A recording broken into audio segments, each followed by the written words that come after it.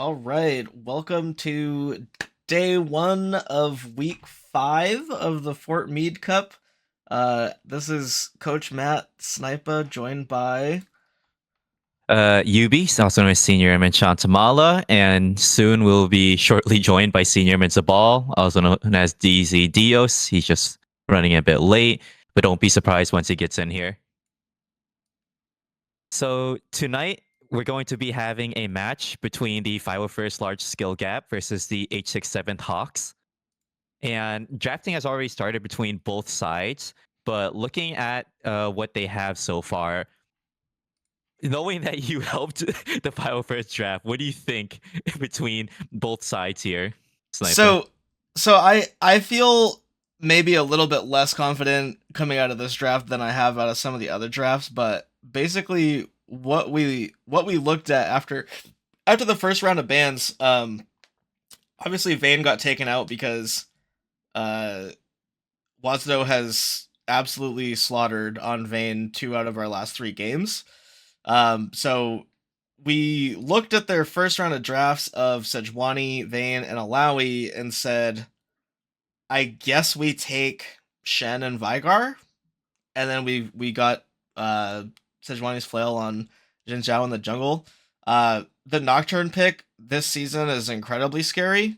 So Hawks had to have a strong jungle pick there, meta wise.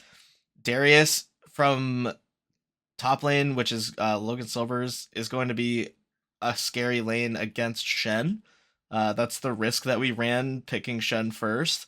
So that's a little dangerous lane there. And then Ari mid also a very playmaking aggressive pick that could do a lot against our more scaling pick of Vigar. Uh, that was our first round, and then after that, both teams banned 280 carries. So we had a very small pool of people left to pick for 80 carries at that point, but 501st took the Morgana because of the amount of engage from Hawks. It's not quite the counter pick that it was the last time we picked it, but it is good. And Ezreal, same reason, disengage from the engage of Hawks. Hawks doubled down on the engage with Zac and Kaisa. Presumably, even without having to Killer Instinct in, will be in a decent spot to do damage with how big the front line is for Hawks. Honestly, looking at the side between both teams, they both seem relatively powerful. They serve a very good team fight purpose, and then when you got split, everyone has decent survivability to save themselves on either side. If Ari ever gets chased by Shinzao or Veigar, she can easily Spirit Rush out. If Shen ever gets ultied on with Paranoia, he can also ulti out with Spirit Refuge. There's a couple of decent disengages from both sides.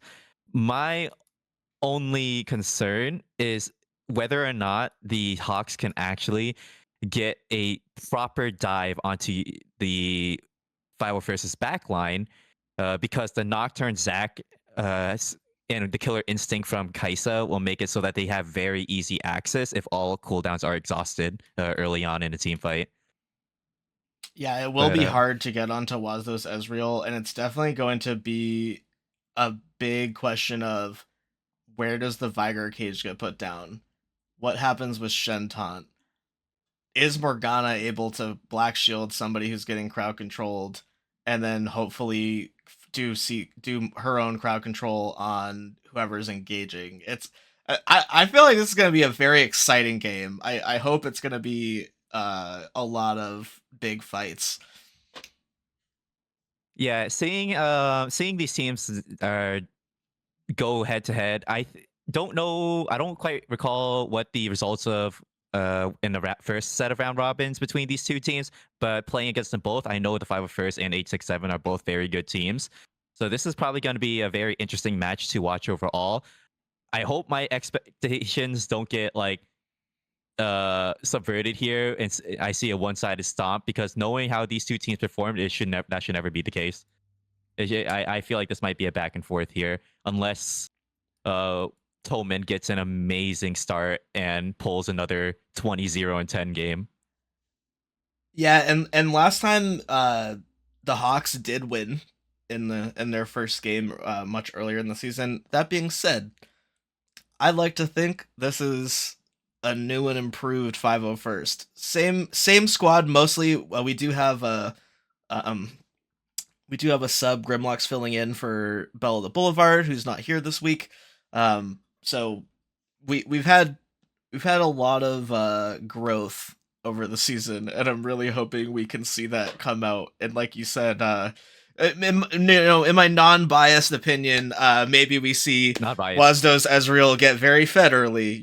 Maybe that just happens. To Not my biased. delight, unbiased, of course.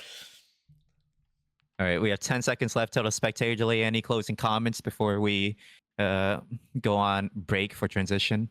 Grab your sippy cups, get your popcorn, get ready to go. We're gonna get synced up once we load into the game, and we will see you right at the game start.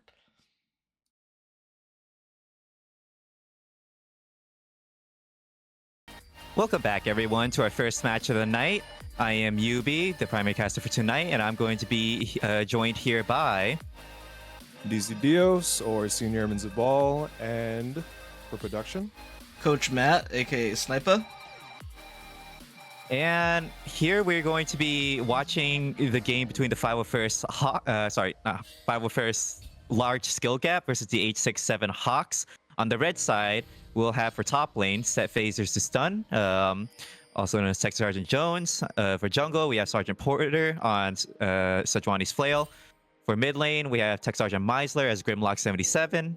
For ADC, we have Wasdo, played by Senior Toman. And for support, we have Senior Redmond as Barely Copper. On the blue side, we have the 867 Hawks. Top lane, Staff Sergeant Washington, played by Logan Silvers. Playing Logan Silvers. Jungle, the real Direthorn,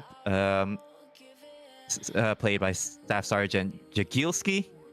Mid lane, we have 81C Billingsley, playing as City in Black. For ADC, we have Staff Sergeant Navarro playing as Manava. And for support, we have Lieutenant Rogers playing as, well, Captain Rogers. I like that, man. I like it. A very misleading name, but you know what? I'm gonna take it. That is, it's a prediction for his career. So we did start off the game with an invade by the 501st. We did not actually manage to catch anyone there, but it was very close since the Cogs actually did see them entering in. Now, Zabal, I know you joined in a bit late, but you were able to get a glimpse of the draft as you're coming in. What do you think between both sides has the more favorable draft so far? I think Hawks has the better draft, and I was thinking that as soon as I saw the comp. I don't think anyone, provided gold is even for top laners, I don't think anyone can match Darius once mid-game comes around, which is going to be difficult because Nocturne can split the map very effectively. And I also think that their ADC, Kai'Sa versus Ezreal, Kai'Sa has much easier execution in a team fight, while Ezreal has a higher threshold in order to get meaningful damage off. Remember, I said meaningful because you can look at the end damage charts, but even if Ezreal has the highest damage in the game, is the damage meaningful, or is it just chip damage accumulated over time? So that's something to look out for as the game progresses. I'm gonna have to be inclined to agree there because I do like the Cogs draft more, but it all depends on how well they play out the roles of their champions. If the Nocturne can actually perform his dive on Ezreal as intended, or if Ezreal just arcane shifts over the wall and Paranoia is wasted, and now Nocturne's caught between Event Horizon, a Shen, and Shin's already a pound him. So I think at the end of the day, it depends on execution more so on the Hawk side. While the 501st has to play somewhat reactionary, because if they start an engage, it might lead to an open backline that could be dived. Absolutely. And again, you have the threats of Nocturne, you have Zac support, even Kai'Sa and Ahri to an extent do dive and look for the backline, so that's something to watch out for. I will say that it's interesting that Sejuani's Flail did not choose to gank a flash teleport Darius. I think that's very interesting. I don't think I see a lot of teleport Dariuses. Usually they go ghosts because, well, Darius is pretty infamous for being an absolute lane bully, and Ghost really enables that, along with higher potential outplay and greater potential for catching the enemies mid and late game, especially with the R resets. I can only assume that he's looking to play for the team, but I think Darius's greatest threat, like you said, is in lane domination. Otherwise, what is he going to play for in mid game without Ghost? Who are you going to engage upon? The Ezreal with Arcane Shift? The Morgana who can root you, or the Xin Zhao who will knock you up and run away? Honestly, fair assessment. Looking at the state of the game so far, it doesn't look like there's a lot of action happening. It's pretty even on both sides. Both junglers opt for a standard clear. They are hovering. Nocturne is hovering top side, looking to help for the Shen gank. He does get up there and looks for the fear, but Shen will flash away, and that's actually gonna be first blood to the real Dire Thorn. Flash used both on Darius and set phases stun there. Very good awareness on the real Dire Thorn there for the gank. Even through the vision, set phasers to stun was just way too up for that play to not happen, really. Shen Zhao is trying to get something out in return for it by counter invading, and he's actually going to start with an early dragon here, while real Dire Thorn starts on the grubs. What do you think is actually the better early objectives here? Because both dragon and grubs start around the same, spawning around the same time. But in terms of like impact in the game, do you think red side or blue side has won out here?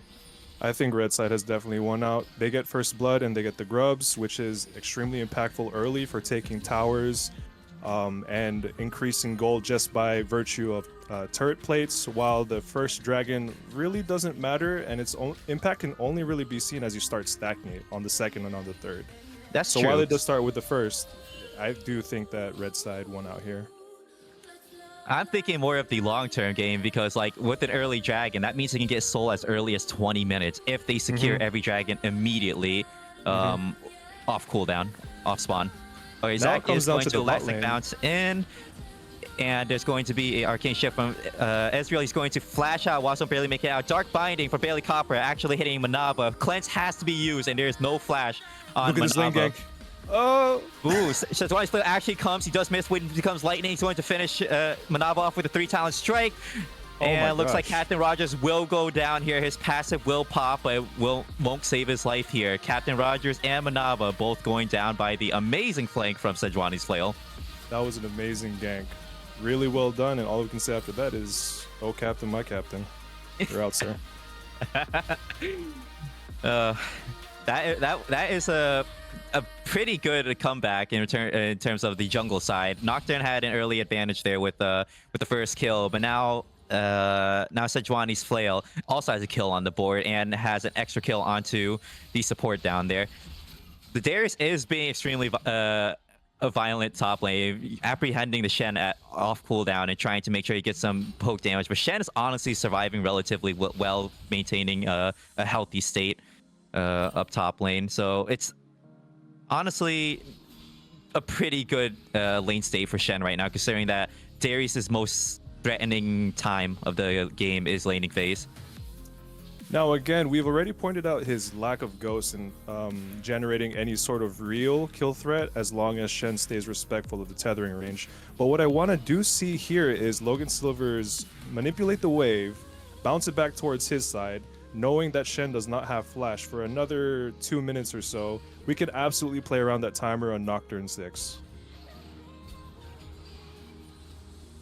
It looks like they're going to elastic bounce onto the Ezreal here, but Wazo is going to arcane shift away. Black Shield does block some of the damage coming out from Manava. Dark Binding hits. Flash comes out for Sejuani's play. He's going to dive, and he actually takes down Manava under turret. We definitely what an amazing knew this was set of going to damage. happen. Absolutely great gank. Oh, and Logan Silvers actually apprehends set phasers. No taunt to get away there, and is going to guillotine him down. Wow. This is a violent set of kills that's going across the map right now. From 0-0 to multiple kills across the board, we can clearly see how it's going with this strong-sided top versus the weak-sided bottom of both sides respectively. I did not expect to actually see the amount of damage come out from either side that quickly, considering how slow the early game was. I thought Manaba was fine there, even with the Dark Binding. But Sejuani's Flail proved that wrong immediately. And top lane, considering how healthy Seth Phasers was relatively early on in the lane, I didn't think he'd actually get completely killed off that one combo there. Now the question is if the real Dire Thorn will continue to weak side bot side, or use his ultimate towards shutting down their snowball. And this can be very impactful for the state of the game. What do you think he should be aiming for here? Should he go down and stop the snowball, or should he focus on getting the next set of grubs topside, getting a full stack of 6? I think that's a very good question. I think once we already committed to the first 3, we can potentially look bot and split the grubs, but it looks like he's stacking here topside, knowing that Shen's flash is actually just coming up. So let's see what happens real quick. It looks like there's about to be something happening. Paranoid does come out. He's going to go onto Sejuani's Flail. And it looks like the Crescent Guard is going to block out a lot of the damage, but Ari Spirit Rushes and Charm Sejuani's Flail. He is going to go down, and Sejuani's Flail will not be able to stop red side from securing all 6 grubs. Very well done by Very Cogs. well done. Very, very well done. I will say, I think that's a tilter for Sejuani's Flail, especially after playing for bot side so much. I think what he would have liked to see is support coming up on the timer, looking to prepare for grubs. Realistically, does that change a lot? I'm not positive, but we do have ultimate, we do have sums on our Morgana, so maybe it wouldn't have been quite so one-sided, especially given Shen ultimate. Looking at the amount of vision that was set up too, he wasn't aware of, oh, looks like there's going to be Apprehend onto Seth Phasers here. He is going to dash away and will have to use Flash to escape from the unspeakable horror from Nocturne. But yeah, I think in regards to that grub setup, I don't think that the 501st set up nearly enough vision to actually get started with that. Knowing that the real Dire Thorn would want all 6 grubs there, especially with the Darius missing from lane and the amount of prio that City and Black had during that time. I don't think it was a great opportunity for him to take that without establishing vision first. There's going to be another invade here. Dark Binding does go onto Captain Rogers here. He's going to bounce onto the 2 of them after Elastic Slingshot, and is actually going to turn the tides of the fight. It looks like Sejuani's Flail is going to go down along with Barely Copper. Wansto is actually going to keep going in. Wow. Flash comes out from Naba. He's going to flash after to chase for the kill. Flash for Dire Thorn going to chase after Wansto. He is going to finish him off. That was a crazy trade right there. He really wanted to get something out of that invade. What an invade. I like it, man. I like it, man. These guys are scrapping. These guys are gaming. Much respect. They are. I did not expect that invade to turn out like that, especially since they knew that Dire Thorn was done with topside and he was going to be on his way down. They could not finish the Captain Rogers fast enough to actually prevent him from CCing both Sejuani's Flail and Barely Copper, and they just both went down like that. I'm sure with the 501st, we're hoping that the Veigar can come online soon enough to join these skirmishes, because so far we've seen Ari be very impactful. They do have the 2 dragons on the side of the 501st. They are preparing to stack for that early soul, but it depends on how well the Cogs makes use of their grubs, because they have all 6, but I don't see any effort of actually looking to pressure towers and take him early, because the towers on the sides of the 501st are all healthy. 4 plates top, 4 plates bot, 5 plates mid. Those grubs aren't coming into use right now. I think the issue is that you don't really have a champ with much siege right now. I think the best case for that would be Darius picking Shen solo and then whacking on the tower. But other than that, I think we'll only see the impact of the grubs later, should the Hawks be able to make a few picks into siege. But looking at this, how fast that the 501st is securing dragons, I think it won't. They'll actually get soul around the time that the grubs will actually come into full play. Let's see, taking pretty because fast. we'll have a full 5-on-5 fight soon enough. I can sense it. I can smell it. You can sense it. The teleports are up on both top laners, along with Shen San United. Okay, Paranoia does come out. And Real Darthorn is going to go onto Wasdo here. Sejuani's Flail was there hovering. Let's Bounce comes out from the Captain's Rogers here. They're going to take down Wasdo, and Sejuani's Flail is going to go down. None lost by the 867. 2 down from the 501st. Captain Rogers is going to continue on. There's going to be Stand United coming out from Seth Phaser. He's going to get apprehended out by Darius, and it looks like that they're going to take down Barely Copper as well, but Manava will pay the price as Grimlock rotates down and kills and finishes them off. Man, Despite the apparent one-sidedness of these fights, the Hawks are only up a couple hundred gold. That's surprising to me. That is honestly surprising to me as well, but I think that primarily has to do with the amount of CS that is at play here, with Sejuani's Flail being 20 CS ahead, a minor CS lead from Shen, and a minor CS lead from Ezreal, but I think it's all adding up, along with the Dragon objectives, looking at him. Yeah, that tracks. I will say I'm surprised that a Jin Zhao is out farming a Nocturne. I'm not used to that. Usually it's the other way around. I'm surprised Shen's out farming Darius. There's a lot of things going on, man. It's exciting. But the gold lead will show off like otherwise though, because despite the farm lead, it is still a 4-0 Nocturne, and he does have 700 gold more than the Xin Zhao with the 4 kills that he has. Gold lead does come out in the form of Darius with a minor 400 gold, Nocturne with 700. Down bot lane, Wasdo is ahead of the Kai'Sa, but looks like there's going to be a fight going on here. They're looking like they're just teasing each other here, slowly dancing around the Rift Herald. Looks like Logan Silvers might actually get caught here by Seth Phaser. A taunt does come out. The Event Horizon catches Logan Silvers. The True Shot Rush from across the map actually finishes him off, landing more gold into the Ezreal's pocket here. Sejuani's Flail does flash after Real Darthorn here. If Real Darthorn has no flash of his own to escape, he is trying to walk away here. Actually does make it out. Barely Copper does hit the Dark Binding, will not be able to finish him off there. He is very low. That is a possible Rift Herald for the 501st. It looks like 501st is instead going to reset and look to stack their 3rd dragon, which I find very interesting, because if our focus was on drag, then we should have been on the dragon in the first place.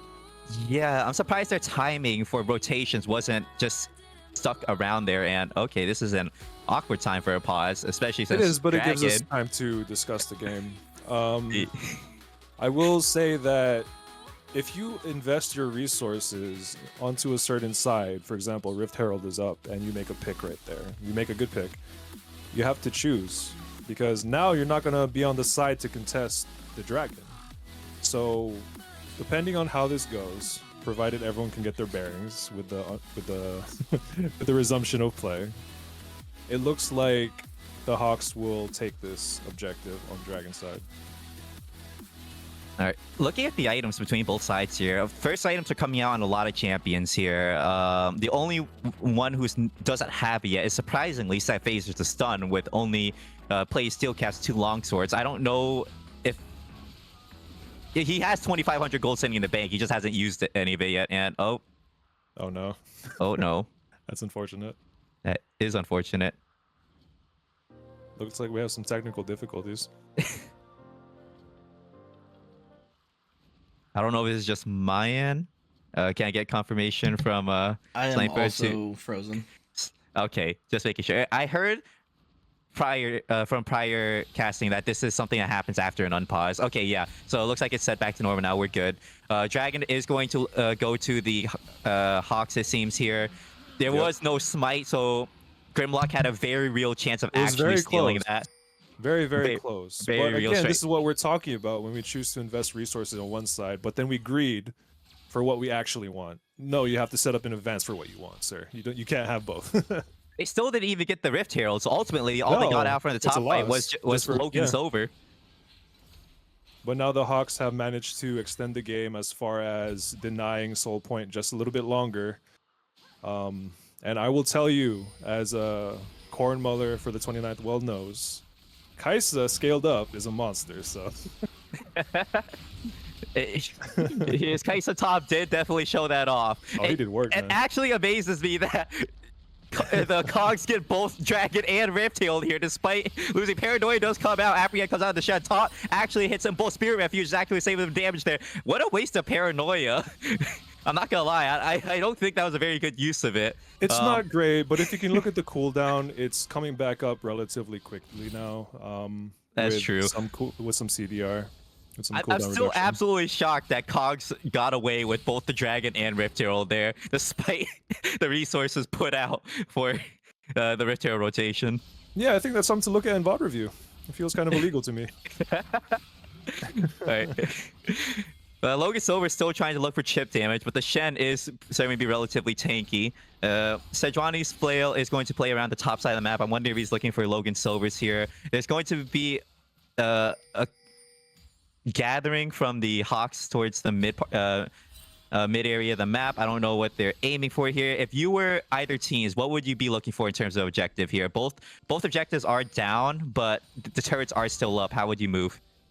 So I think that the 501st has to play extremely carefully because the Hawks have such a great engage. They really have to be careful of vision and supports just roaming around by themselves. Sejuani's they need flail to is move looking together. for Logan Silver here. It actually gets the 3 talent strike knock up, and Grimlock Just like this. will finish it off with the primordial burst. What a you go. casual pickoff. That didn't even feel real, to be honest. That looked like my solo queue, I'm gonna be honest. Like just a team randomly rocking up together. It's almost like they're in guns, you know? Neither team has anyone in the bot side of the map right now. No side laning coming out from either team for the bot side. That way can slow push, it's fine. It's slow pushing into the side of the file first, so they'll be able to collect on it soon, hopefully. They are able to get the tier 1 top, so they do get the turret out of it. But I will I'm say not that too the sure. Shen pick has not been really impactful thus far. For 19 minutes, I will say I have not seen one ultimate. That's because, yeah. I've seen the ultimates come out, like the shield, but he's been apprehended by he's either been apprehended by Darius, so he's CC'd out of it, or he's the Stand United target dies. Oh my god, Spirit Rush from Ahri goes in, Paranoia comes out. They are going to take down City and Black here. Event Horizon is going to miss everyone. Captain Roger will flash out here. Did not expect that random fight there. But the Shen ult has come out. It's just that either the target of it has died or he has been CC'd out of it. All right, Captain Roger is going to come back here with the elastic slingshot. He is going to go down, but his boss come out. The real Dythor is going to try and get some damage, but they absolutely melt Manava with the amount of damage that comes out. Grimlock, like you said, will just finish off Captain Rogers with a primordial burst.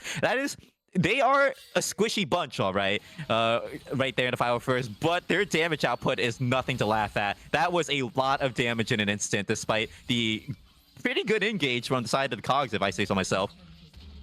This is so interesting. The gold lead, despite the objectives given up early by the 501st, was pretty much even. If now you can see that we're at 37,000 to the 501st and 34.8 to the Hawks. So this is very concerning to me. Out of nowhere, we see a 4-0 Vigar. And just speaking about scaling earlier, we have a Fed Ezreal and a Fed Hypercarry. So I'm wondering how the Hawks will readjust to deal with this new development. Yeah, I think one of the biggest benefits is that the gold, all the kills on the side of the 501st is like all thrown on their carries, like straight up, right? 4 on the Veigar, 5 on the Ezreal. Meanwhile, it's spread out on the side of the Hawks. So they have to like play out their team fights together to make full use of the gold values on every champion. But they don't have that one strong member that will absolutely like demolish if they survive long enough to do so.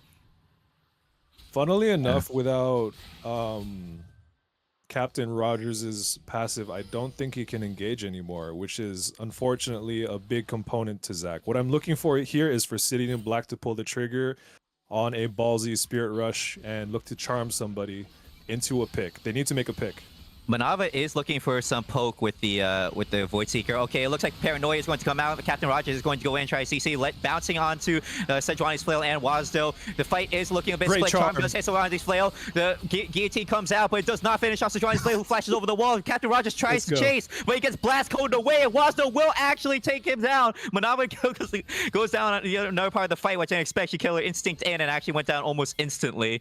That turned out pretty badly for the side of Cogs. They did get the barely copper, but that's a support trading out for both ADC and support. There's going to be a flash in for set phasers. He doesn't actually get a taunt off. They don't manage to finish killing anyone. Logan Silvers is going to go back in with really low HP. Any auto kills him here. Okay, it looks like the Grimlock 77 will just take him down with a baleful strike, and he is going. That's going to be 3 going towards the 501st. Wow. Let the record show that I believed in Logan Silvers' fancy feet while he was in the cage. I believed in it. A very brave choice by him there. Looks like they're going. The Cogs will try to re-engage to this fight, but Final First is sticking to his bear, and they're getting zoned off. The Cogs are getting zoned off by the Shen on his own, and it will allow the Final First to safely take the Baron. This is a very big turn from what it was looking on early, with the Cogs having the lead. Now it's the 501st with the big lead here, and 3 dragons under their belt. If we look at the farm, by the way, Sejuani's Flail has stayed rotating on his camps and is now level 13, probably very close to 14 to real Dire Thorn's 12. So... yeah, it's not something I'm used to when we talk about the nature of both of their champs. And despite like the kill difference, Sejuani's Flail, because of his consistent rotation of camps, is actually ahead in farm compared to the real Dire Thorn. Yep, 50 CS is almost it's how much gold is that? Is that a full item almost?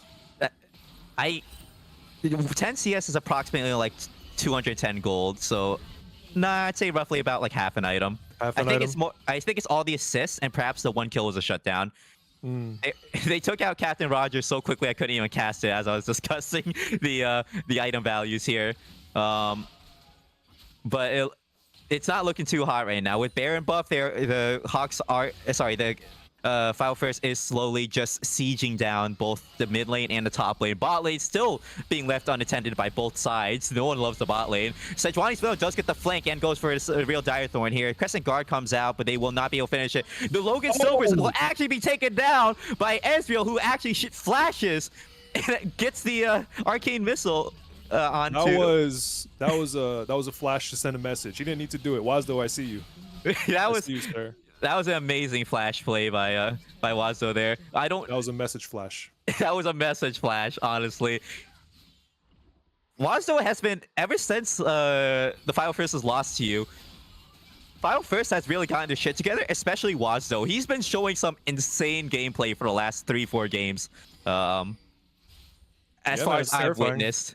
Yeah. It's terrifying. Starting from his game where he went 20-0-10 as Vayne, he's just been on a streak since then. Right now he's like, we were talking about meaningful damage early on. I think he's showing meaningful damage. I think it might be slightly meaningful. Yeah. Slightly meaningful. He is outputting it like crazy. He goes for insane 1-for-1 trades, and it's paying off in the big time. He knows that if he gets gold, he's gonna do something with it, and he is definitely doing something with it. Just wait. You know what? To combat this, I'm going to whip out the Aurelia support. The Aurelia Cassiopeia support. Don't ban it now. Don't ban it. There's no way that they're gonna keep it banned as you playing support, right? That you're not actually gonna play support, right? Yeah, right. Yeah, right. Yeah. But I know we do have a request, by the way, for some deeper analysis on Sejuani's Flail versus the real Dire Thorn. It's interesting how the decisions have shaped now the current game state, isn't it? Where the Hawks played very heavily for top side, 6 grubs, and we're seeing the impact of Sejuani's Flail instead choosing to prioritize his bot lane. Yeah, I think the focus from the real Dire Thorn, he got an early lead, But as I mentioned earlier, his paranoia usages weren't ideal because he wasn't pushing the lead he had. He's still 5-0 right now, very strong. Oh, looks like Captain Raj is going to face that's check okay. into Bailey Coppers, gets Dark Binded. The passive That's absolutely will okay. go down. Teleport does come out for Seth Phaser stun, and they will be able to kill Captain Rogers, who had absolutely no backup walking into that bush. He just walked in there on his own without anyone else on his team to secure his safety. This is something I see with people that pilot Zac, where the passive gives them a false sense of security. But given that you're in the support capacity, you're down levels, you don't have the economy that you need to really be tanky, you'll explode like nothing. Yeah, it looks like that's going to be Soul Point for the side of the 501st at 27 minutes. That's Cloud Soul too. Now, fun fact, Cloud Soul has an extremely high win rate. Last I checked, it was like an 80% for the team that has Cloud Soul. So I wonder if that's going to happen here. Oh, looks like Sejuani's Flail is going to go for the dive here. Captain's Roger is going to respond by bouncing onto the back line, but it does not stop Sejuani's Flail from actually taking out the real Dire Thorn here. Bailey Copper and Seth Phaser Stun does join him in, and they're actually going to take out 2 while losing Bailey Copper. There's going to continue hard siege onto the tier 4s. Logan Silvers does flash in, misses his apprehend, gets caught by the event horizon. The Primordial Burst from Grimlock does take him out. This is an absolute disaster. It's a 4v2 right now onto the tier 4s. Though the 5-4s is very low. Manava might actually go in here. She does kill her instinct in. Takes out Sejuani's Flail. That's 1. Dodges the taunt. Looks for Wazdo. It goes down. Sharp hits Wazdo from the City in Black. And that's going to be 2 down. Ari versus Grimlock and Seth Phaser here. Will be able to finish him off. Captain Raj just respawned. Elastic Slingshot does come in. Going to CC out Seth Phaser. Will not be able to end the game through Nexus here. That was a pretty rough push by the side of the 501st. They really wanted to end it there, like on the spot. I will say that I think the 501st ends if they had grubs. True. True. But that push was honestly really, like, even though they did lose out on an almost ace on their side, the amount of resources they got from it, the tier 2 into the tier 3 into the inhib into both tier 4s, definitely worth by the side of the 501st. Absolutely. Very, very well done by them. And now the Hawks have to defend that open Nexus. They really do. This death block coming out from the 501st is actually just like hard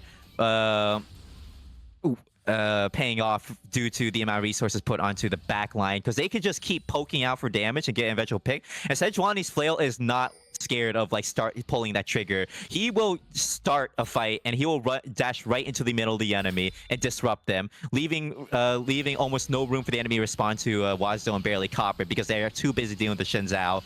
He might not have a lot of kills, but his impact is truly felt by his presence. It's actually insane. And now we see here 501st going for the easy objective on the map. If Red Side steals this, I will quit. All right. No, they don't. All right. So the Stand United from Shen actually goes off there, strangely enough. But they are able to secure Baron safely. I think they just ended here. I don't see much of a chance for the Cogs to actually be able to fight this off. It's a 10k gold lead between both sides. Soul and Baron on the side of the 501st. This is the death push here. But as we close the game, as I think we close the game, let's see, right? But as the game is in its current state, I do think this shows the strength of the 501st in their team play, in their team fighting together, while the Hawks didn't utilize their strength in splitting the map. And we took Darius specifically with Elastic TP. Slingshot does go in. There's going to be Let's Bounce. Paranoia does come out. They're going to go in. That's Barely Copper going down immediately. City in Black does get caught by Sejuani's Flail. Does go down immediately. Oh, Locust Overs is going to get caught out as well. Manava is being taken down by Sejuani's Flail. Captain Rogers is going to flash out here, but he's going to be finished off by Wazdo. The damage output from the backline, absolutely insane. 9-0 performance from Grimlock. 11-3 from the Ezreal. Sejuani's Flail, although he didn't have the most grand performance, his presence definitely was felt. I think that this was just an overwhelming victory for the side of 501st. They are on a rampage and they are not stopping. I think the 21 KP by Sejuani's Flail speaks for itself, my brother. It really does. He was an absolute menace around the map. 100%. All right. So now looking at both sides, who do you think? Well, actually, not both sides. Look at Sci-Fi first. Who do you think had the absolute most impact throughout the game? Well, or the best performance, I should say. Let's bring a Was though. You want to bring in Wazo? Bring in Wazo Wazdo. has consistently been pulled in for Has he been? yeah, consistently. Oh god. but okay, we got him in here. What's up, sir? Let me- I let know. me- You, listen. My entrance sound. Congrats So- on the win. Well played by your entire team. I just want to ask you, how much of a message did you want to make with your flashes in the past few plays? Well, the last flash, their whole team was dead. Yeah, I know E up. I was getting the Nexus faster, but that I think I trolled on that one. It was kind of early, like in the enemy try. Like, Yes, I think I could have lived. I was thinking I was just gonna die because Nocturne's gonna press Q and run me down. So I was like, I can get a trade here. So I did that. That was a Yeah. pretty emphatic play. I think where Yeah, you I was like, flashed you know under what? their tower to trade on Manava, wasn't it? Yeah, that trade was. We That's thought. fun. We thought like.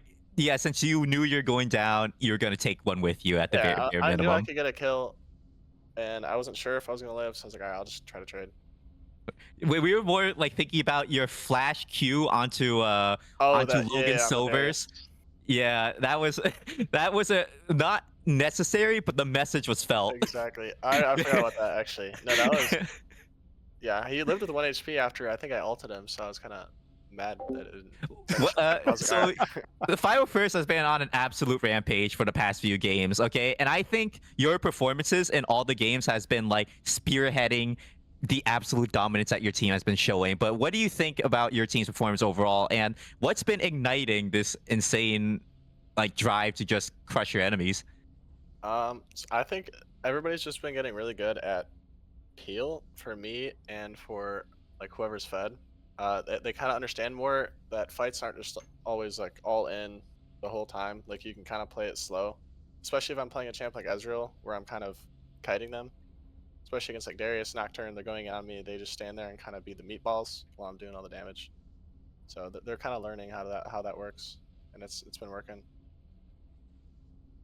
I'm curious what you think about the game plan of both teams and how it was executed. If we look for the Hawks, I think they should have played the map more and split the pressure, but instead they chose to match your team's death ball, which obviously didn't result in great team fights or great objective control, because it seems that the 501st just had a better comp for the full 5-on-5. Yeah, I agree. The Nocturne into Shen ult was actually really good for them because when Nocturne presses R, Shen could not, like, you can't even click on somebody's portrait to ult. Right. Shen. So Right. we found that out. During the game. So yeah, that was really good Oh, by no. them. But so we just kind of, after that, we just decided to have him start ulting early, like before the fight even started, so we could still be split. Smart, because even if we don't take advantage of the massive shield, obviously Shen will be there in the Yeah. fight, disrupting, taunting, Yeah. all that good stuff. Yeah. Very well played. Very well played by you guys. Yubi, do you have anything for this fine gentleman right here? Yeah, I've interviewed this guy like a couple of times in the already, and like my questions are gonna be all the same here. Just to finalize things, I guess. How did you think of the Cogs? How did they perform compared to the last time we played against them? I think they definitely played a lot better last time, didn't they? They beat us. Is that the metric we go off of? I It's think not so. that you got better than them. It's just that they played worse. I think as a team, we're definitely performing. That's for sure. And I feel like it's because we practice more than everybody else. So we deserve it. Sure. Understandable. Anything else on your end as well? No, just that I like the synergy. I like the understanding of game plan, and it looks like Sejuani's Flail playing for bot side definitely worked out for y'all, man. You did a great job. Yeah. Thank you.